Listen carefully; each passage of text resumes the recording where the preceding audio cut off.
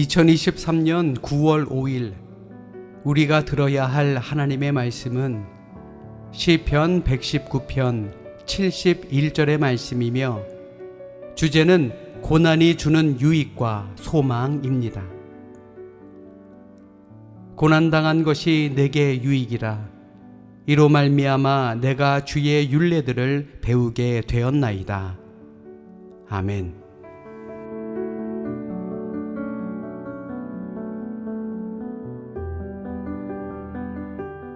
가을이 더욱 깊어져가는 화요일의 아침이 밝았습니다. 오늘 하루도 하나님의 은혜를 마음껏 누리며 기쁨으로 이 화요일을 잘 보낼 수 있기를 주님의 이름으로 축원합니다. 이 세상에 고난을 원하는 사람은 없습니다. 누구든 편안함과 형통함을 원합니다.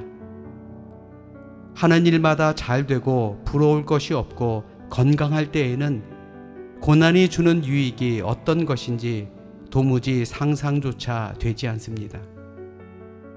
그러나 고난을 통해 얻는 유익은 참으로 많습니다.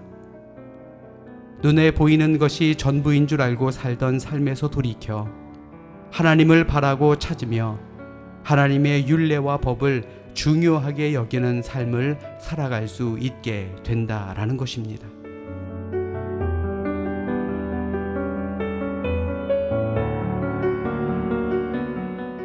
이처럼 우리 인생 가운데 하나님께서 하시는 일은 그때는 잘 모르고 지내놓고 봐야 알 수 있을 때가 많습니다.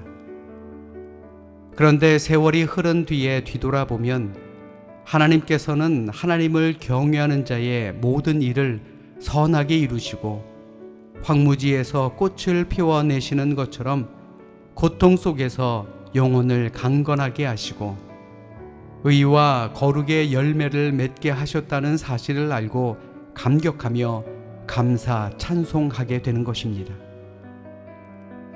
그러므로 어떤 고난이 있더라도 하나님 앞에서 자신을 낮추고 겸손한 마음으로 고통을 참고 인내하면 반드시 우리에게는 여러 가지 유익이 있습니다.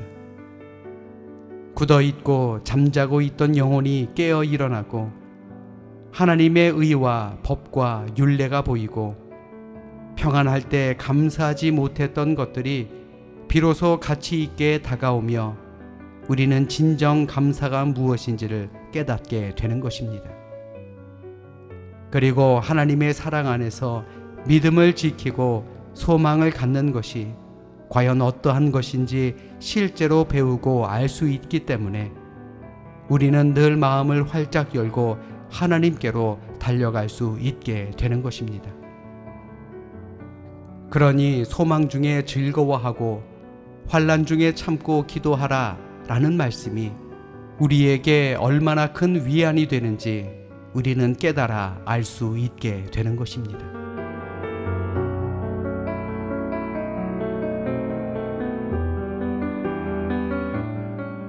화요일의 아침이 밝았습니다.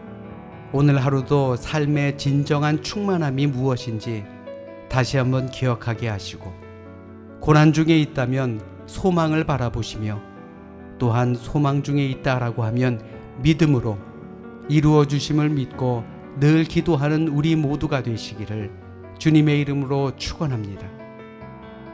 기도하겠습니다.